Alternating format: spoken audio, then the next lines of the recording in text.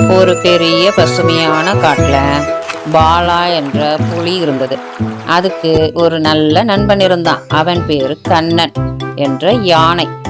ஒரு நாள் பாலா சொன்னது, நம்ம காட்டு விலங்குகளுக்கு நல்ல சாப்பாடு விற்கலாம் அப்படின்னு. கண்ணன் யானை சிரிச்சது. அது நல்ல ஐடியா, நான் உனக்கு உதவி பண்றேன். புளியோதர கடை ஆரம்பம். அவர்கள் இருவரும் சேர்ந்து ஒரு அழகான கடையை தொடங்கிட்டாங்க. பாலா சமைக்குது, கண்ணன் யானை தண்ணீர் எடுத்து வருது. பாலா செய்த புளியோதரை ரொம்ப ருசியா இருக்கு. காட்டுல எல்லா விலங்குகளும் வந்து சாப்பிட்டாங்க.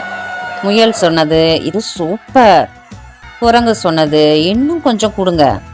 மான், நம்ம ஃபேவரட் சாப்பு இனிமே இதுதான். கடை ரொம்ப பிரபலமாயிட்டு. புலியோட தவறு.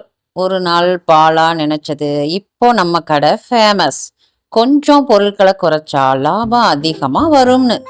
ஆனா கண்ணன் யானை எச்சரிச்சது, பாலா தரத்தை குறைக்காத, அது தவறு. ஆனா பாலா கேட்கவே இல்லை. பிரச்சனை ஆரம்பிச்சது. அடுத்த நாள் புளியோதரை சுவை கம்மி. விலங்குகள் சாப்பிட்டவுடன் கோபம். முயல் சொன்னது, இது என்னது? குரங்கு, நம்ம ஏமாத்திட்டாங்க. மான், இனிமே இங்க வரவே கூடாது. அனைவரும் கடையை விட்டு வெளியே போயிட்டாங்க.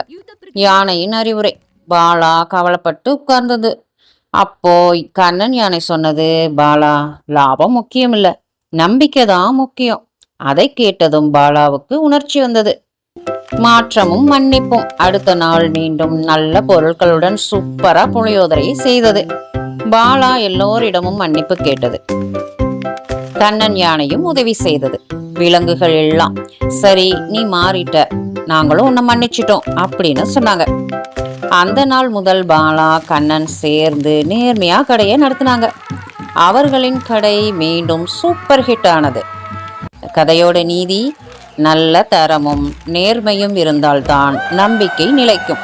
இந்த கதை உங்களுக்கு பிடிச்சிருக்கா? லைக் பண்ணி, ஷேர் பண்ணி, கமெண்ட் பண்ணுங்க, சப்ஸ்கிரைப் பண்ணி சப்போர்ட் பண்ணுங்க. தேங்க்ஸ் ஃபார் வாட்சிங்.